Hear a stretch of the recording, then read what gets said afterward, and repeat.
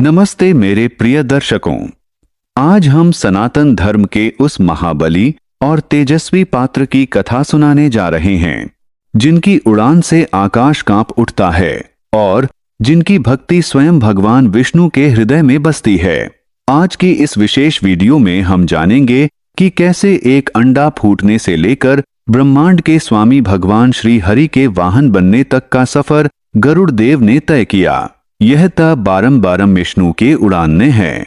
कहानी साहस, प्रतिशोध और अटूट मातृ प्रेम की एक अद्भुत गाथा है।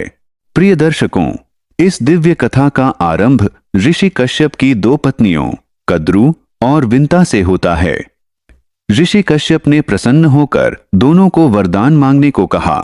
कद्रू ने 1000 शक्तिशाली नागपुत्रों की कामना की, जबकि विंता ने केवल 2 पुत्र मांगे, लेकिन वे ऐसे हों जो कद्रू के 1000 पुत्रों से भी अधिक बलशाली और तेजस्वी हों।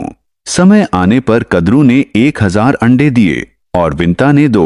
500 वर्षों के बाद कद्रू के अंडों से नागों का जन्म हुआ, लेकिन विंता के अंडे अभी तक नहीं फूटे थे। अधीरता और ईर्ष्या के वशीभूत होकर विंता ने अपना एक अंडा स्वयं ही फोड़ दिया। उस अंडे से एक बालक निकला जिसका शरीर आधा ही विकसित था। यह बालक अरुण कहलाए। अपनी माता की इस अधीरता से क्रोधित होकर अरुण ने उन्हें शाप दिया कि उन्हें अपनी परेष्टें, लेकिन उन्हें कहलाए ही बहन कद्रू की दासी बनकर रहना होगा।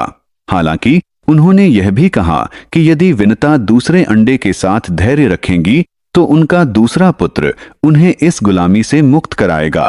अरुण जी आगे चलकर भगवान सूर्य के सारथी बने। शाप के अनुसार एक शर्त हारने के कारण विंता को कद्रू की दासी बनना पड़ा।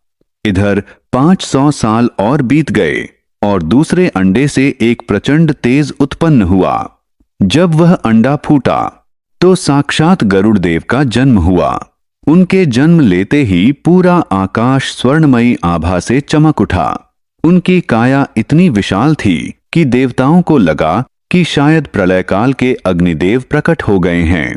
प्रिय दर्शकों, जब गरुड़ को पता चला कि उनकी माता विनता अपनी ही बहन कद्रू की दासी बनी हुई हैं और नाग भाई उन पर अत्याचार करते हैं, तो उनका हृदय क्रोध से भर उठा।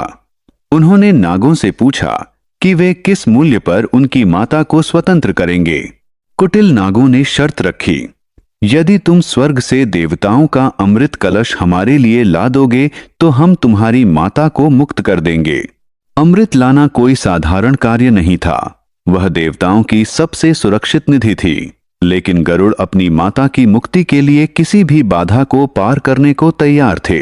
उन्होंने आकाश में ऐसी उड़ान भरी कि बादलों के चीथड़े उड़ गए।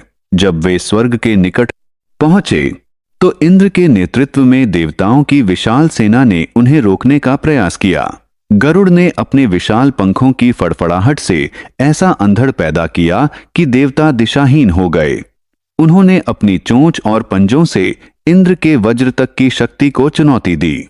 अमृत के चारों ओर भयानक आग की लपटें थीं और एक अत्यंत तेज चक्र घूम रहा था जो किसी भी शत्रु के टुकड़े कर सकता था।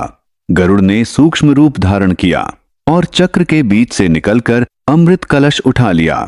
उनकी इस अद्भुत शक्ति और निस्वार्थ भाव को देखकर स्वयं भगवान विष्णु वहां प्रकट हुए। भगवान विष्णु गरुड़ के संयम को देखकर आश्चर्यचकित थे।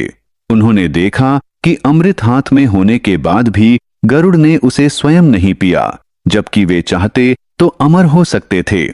श्री हरि ने प्रसन्न होकर कहा, हे पक्षीराज, तुम्हारी मातृभक्ति और इंद्रियों पर विजय अद्वितीय है।